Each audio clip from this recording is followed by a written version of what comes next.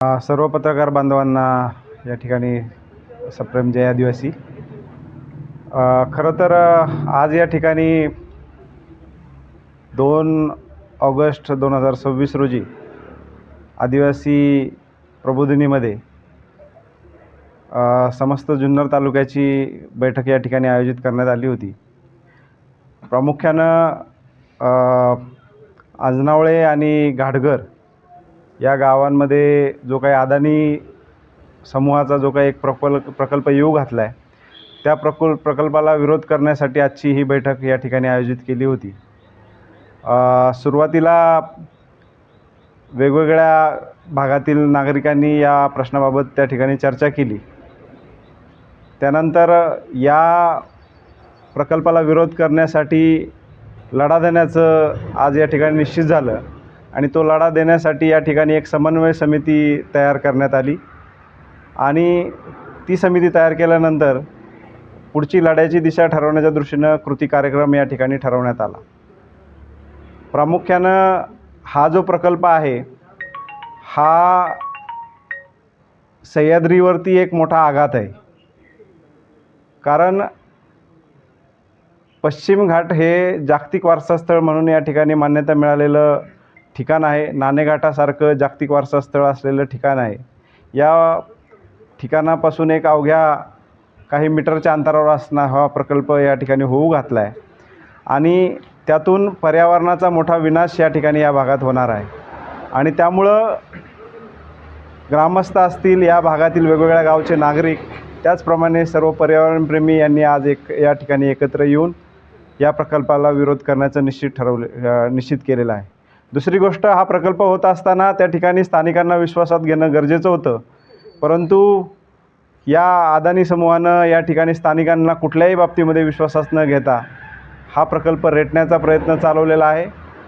त्यामुळं इथली स्थानिक जनता या ठिकाणी या प्रकल्पाच्या विरोधात पेटून उठलेली आहे.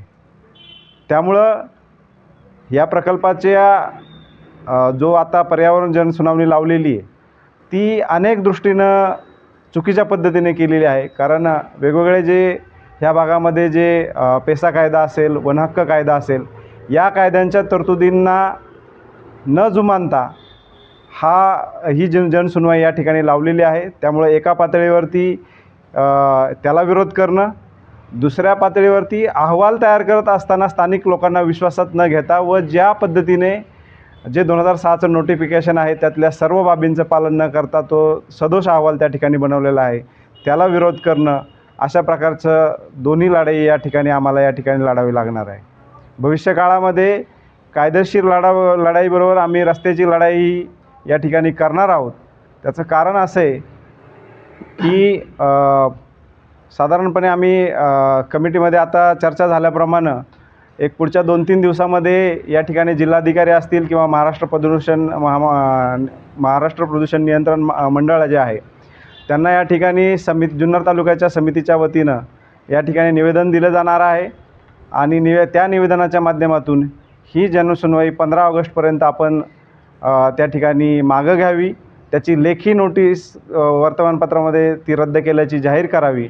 अन्यथा 16 तारखेपासून प्रदूषण महामंडळाच्या या ठिकाणी आम्ही धरणे आंदोलनाला बसणार आहोत. अशा प्रकारचा निर्णय आम्ही आज सर्वजण मिळून जाहीर करत आहोत. दुसरी, या समितीमध्ये प्रामुख्याने किती जण असणार आहेत आणि यामध्ये जी समिती आहे यामध्ये कुणाकुणाचा तुम्ही या ठिकाणी ॲड करणार आहात त्यांना आणि पुढची भूमिका काय असणार? ही समिती निवडत असताना सर्व ग्रामस्थांना जे उपस्थित होते त्यांना या ठिकाणी विश्वासात घेऊन ज्यांची या लढ्यासाठी तयारी आहे अशा सर्वांची नावं आपण या ठिकाणी घेतलेली आहेत. त्याचप्रमाणे या विभागामध्ये जे लोकप्रतिनिधी म्हणून काम करतात त्याच्यामध्ये पंचायत समिती सदस्य असतील, जिल्हा परिषद सदस्य असतील, सभापतीताई असतील, ह्या सगळ्यांना या ठिकाणी याच्यामध्ये सामावून घेण्याचा आमचा उद्देश आहे. त्यांच्याशी संपर्क करून त्यांना या समितीमध्ये येण्याबाबत आम्ही आवाहन करणार आहोत.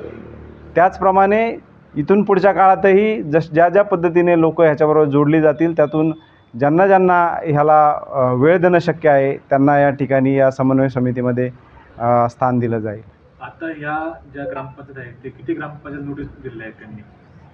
साधारणपणे माझ्या माहितीनुसार एक 25 ते 30 ग्रामपंचायतींना ही नोटीस दिलेली आहे आणि कुठल्याही प्रकारची माहिती न देता अशा प्रकारे जर लोकांना तुम्ही नोटीस दिली तर लोकांमध्ये त्या ठिकाणी संभ्रमाचं वातावरण त्या ठिकाणी तयार होतं आणि याला सर्व दृष्ट्या ही अदानी आणि जे नोटीस काढणारे जे शासकीय व्यवस्था आहे ती त्याला जबाबदार आहे. जे काही प्रोजेक्ट आहे, ज्या प्रोजेक्टच्या माहितीमध्ये कुठले असे कामगार आहेत की त्या पातळीवरती तुम्हाला सरकारविरुद्ध म्हणा किंवा अदानी विरुद्ध चांगली फाईट करतात? हा जो अहवाल बनवला आहे ह्या अहवालामध्ये खरं तर पाहिलं तर तुम्ही जो पर्यावरण संरक्षण कायदा 1986 मधलं 86 मधील तरतुदीनुसार जे 2006 नोटिफिकेशन निघालेलं आहे त्याच्यामध्ये पर्यावरण अहवाल तयार करताना अतिशय बारीक सारीक गोष्टींची माहिती घेणं या ठिकाणी गरजेचं आहे. खरं पाहिलं तर हा विभाग आदिवासी विभाग असल्यामुळं पहिल्यांदा कंपनीने या ठिकाणी कुठल्याही सर्वे करत असताना ग्रामपंचायतला विश्वासात घेणं गरजेचं होतं. परंतु ग्रामपंचायतला कुठल्याही प्रकारे विश्वासात न घेता त्यांनी परस्पर त्या ठिकाणी माहिती गोळा केलेली आहे. त्यात मला जे त्या अहवालामध्ये दिसलं, तुम्ही जास्तीत जास्त अभ्यास हा दुय्यम स्रोतांच्या आधारे केलेला आहे. म्हणजे जे ऑलरेडी जे अभ्यास झालेले आहेत त्या अभ्यासांचा वापर करून तुम्ही अभ्यास केलेला आहे. तुम्हाला खरं तर प्राथमिक माहिती जाऊन गोळा करणं गरजेचं असतं. त्याच्यामध्ये सर्वेक्षण करणं, प्रत्यक्ष लोकांना भेटणं, त्यांच्या मुलाखती घेणं, अशा प्रकारे ह्या अभ्यासामध्ये अजिबात भर दिलेला नाही.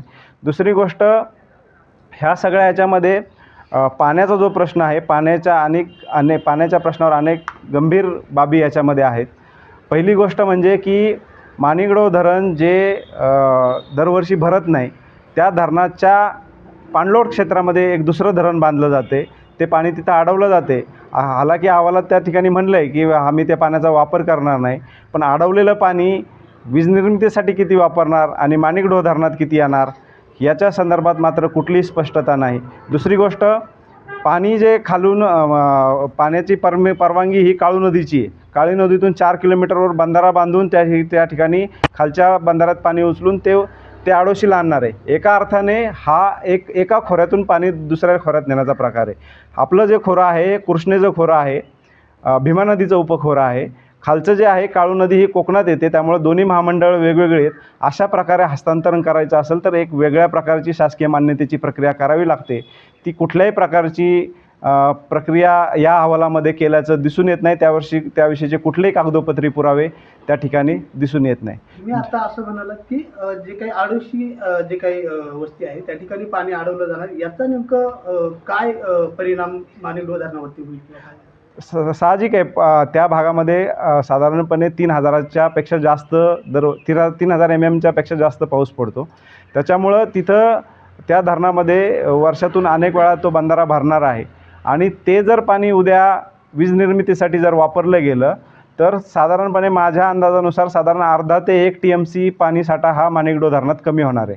आणि तेवढं पाणी साधारणपणे माणिकडो साधारण 50-60% दरवर्षी भरतं. तेवढं जर पाणी कमी झालं तर ते 50%पेक्षा कमी भरलं जाईल आणि त्याचा परिणाम हा खालचे जे प्रकल्प आहेत, म्हणजे येडगावपासून खाली जे सोलापूरपर्यंत जे या प्रकल्पाचं लाभक्षेत्र आहे, किमान त्याच्यात 5 ते 10,000 एकर सिंचनाची सुविधा त्याच्यातून उद्ध्वस्त होणार आहे. स्थानिक शेतकरी जे आहेत ते जमीन द्यायला तयार आहे अशी माहिती मिळते, काय सांगायचं त्याला? या ठिकाणी ग्रामस्थ उपस्थित आहेत. या ठिकाणी आज त्या प्रश्नावर चर्चा झाली. आज या ठिकाणी आम्ही जो ठराव केलेला आहे त्याच्यामध्ये मी तुम्हाला ठराव त्या ठिकाणी वाचून दाखवतो. पहिला ठराव आहे की हा जो लढा आहे तो सह्याद्री वाचवा संघर्ष समिती या बॅनरखाली लढला जाणार आहे. कारण सह्याद्री वरती हे आक्रमण आहे एका अर्थानं आणि त्यामुळे त्याला वाचवण्यासाठी जुन्नर तालुक्यातील आणि जुन्नर तालुक्यातील बाहेरही जनता याच्यामध्ये समाविष्ट होणार आहे. त्या दृष्टीनं सह्याद्री वाचवा संघर्ष समिती असं याचं नाव आहे. दुसरी गोष्ट, दुसरा जो ठराव झालेला आहे आणि या ठिकाणी सगळे आडोशीचे या ठिकाणी ग्रामस्थ उपस्थित आहेत, त्यांनी स्वतःहून या ठिकाणी भूमिका जाहीर केलेली आहे की या प्रकल्पास 100% विरोध, कुठल्याही प्रकारची तडजोड केली जाणार नाही. कितीही मोबदला दिला तरी या ठिकाणी या प्रकल्पाला ठाम विरोध केला जाईल असा ठराव आज आम्ही या ठिकाणी मंजूर केलेला आहे. आणि तिसरा ठराव केलेला आहे की या जनसुनावणीच्या विरोधात, कारण अनेक कायदेशीर तरतुदींचं पालन झालेलं नाही, त्याच्यामुळं ह्या जनसुनावणीच्या विरोधात जिल्हाधिकारी असतील, महाराष्ट्र प्रदूषण महामंडळ जे आहे त्यांच्या ऑफिसला या ठिकाणी 5 तारखेला समितीच्या वतीनं निवेदन देण्यात येईल आणि 15 तारखेपर्यंत 15 ऑगस्टपर्यंत जर ही जनसुनवाई रद्द झाली, रद्द करण्याचं आवाहन त्या ठिकाणी आम्ही करणार आहोत. जर 15 तारखेपर्यंत शासनानं ही जनसुनवाई रद्द केली नाही तर प्रदूषण महामंडळाच्या ऑफिसच्या बाहेर आम्ही त्या ठिकाणी धरणे आंदोलन पुकारणार आहोत. जे जुन्नर तालुक्यातील जी 22 गावं आहेत त्या 22 गावातील तुम्ही जे काही सरपंच आहेत ते या ठिकाणी मीटिंगला आले होते का नाही? आज 2-3 सरपंच त्या ठिकाणी उपस्थित होते, पण आज आमची त्याच्यावरही चर्चा झाली. आज आवण्या चालू आहेत, वेगवेगळ्या काही लोकांपर्यंत निरोप गेले नाहीत. परंतु या ठिकाणी सभापतीताईंनी या ठिकाणी आम्हाला आश्वस्त केलं की सगळ्या सरपंचांपर्यंत निरोप पोचून पुढच्या 3-4 दिवसामध्ये या ठिकाणी सरपंचांबरोबर याच ठिकाणी बैठक लावली जाईल आणि त्यांना या सगळ्या प्रकरणाची त्या ठिकाणी माहिती दिली जाईल. अदानी प्रकल्पाविरोधात जो लढा देतात, तो लढा देत असताना जो सामाजिक लढा आहे ज्यामध्ये तुम्हाला अनेक संघटना असतील किंवा राजकीय पक्ष असतील हे तुमच्या समवेत असले, तर हा लढा कोणाच्या नेतृत्वाखाली लढणार आहे? हा लढा कोणा एकाच्या नेतृत्वाखाली लढला जाणार नाही. हे सगळे जे आहेत घटक या सगळ्यांच्या सामूहिक नेतृत्वाखाली या ठिकाणी आपण हा लढा लढणार आहोत. सगळ्या घटकांना या ठिकाणी सामावून घेणार आहोत. त्याच्यामध्ये राजकीय, सामाजिक, वेगवेगळ्या संघटना या सगळ्यांना आम्ही आवाहन करणार आहोत की तुम्ही या सगळ्या लढ्यामध्ये तुम्ही ह्या लढ्यामध्ये आमच्याबरोबर उतरा.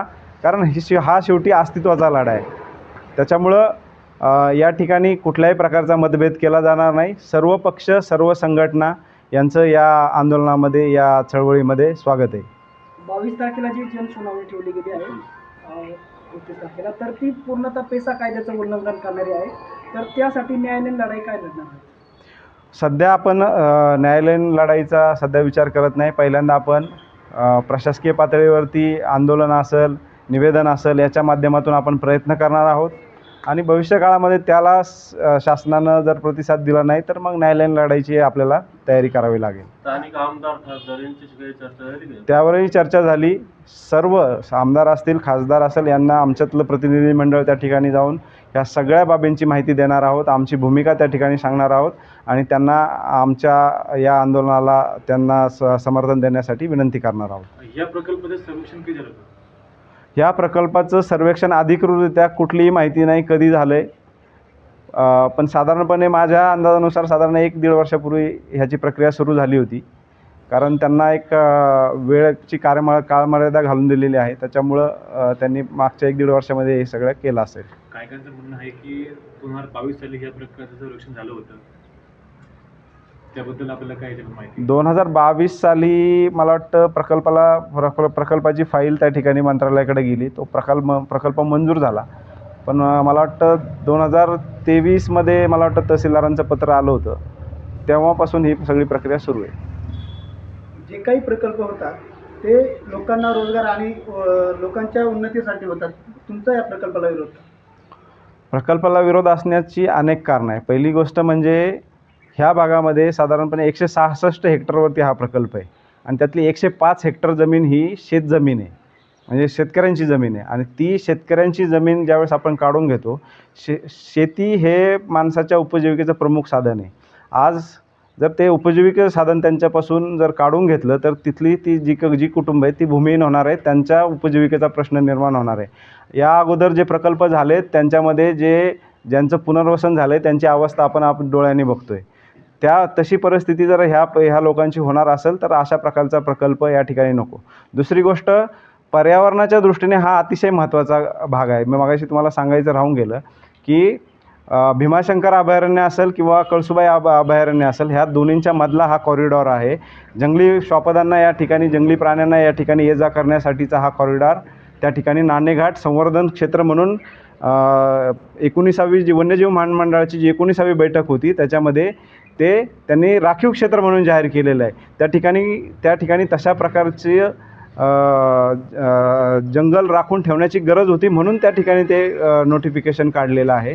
असं असताना त्या ठिकाणी एवढी जलसंपदा, वनसंपदा, जैवसंपदा, पश्चिम घाटाचा हॉटस्पॉट हे सगळं असतानासुद्धा त्या ठिकाणी एखादा बाहेरचा प्रकल्प आणून त्या ठिकाणी ते सगळं पर्यावरण नष्ट करायचं. आणि तिसरी गोष्ट की हे सगळं जे माणिकडो धरणात येणारं पाणी उद्या भविष्यामध्ये ते पाणी विजेसाठी वापरलं जाणार किंवा काय करतात, त्या पाण्याचं काय होणार ह्याचा शेतकऱ्यांमध्ये संभ्रमावस्था आहे. ह्या अशा अनेक गोष्टींमुळं या प्रकल्पाला सगळ्यांचा ठाम विरोध आहे. जे काही आदिवासींसाठीचे जे कायदे आहे त्याच्यावरती थेट निर्णय घेण्याचा अधिकार जर कुणाला असेल तर तो राज्यपाल आणि राष्ट्रपती नाही. पुढची काय प्रक्रिया असेल की आपण राष्ट्रपतींना भेटणार आहात की राज्यपालांना भेटणार आहात? पहिल्यांदा आम्ही 5 तारखेला जिल्हाधिकाऱ्यांना भेटणार आहोत. जिल्हाधिकाऱ्यांमार्फत त्या ठिकाणी राज्यपालांशी पत्रव्यवहार करण्याचा आपण त्या ठिकाणी प्रयत्न करणार आहोत.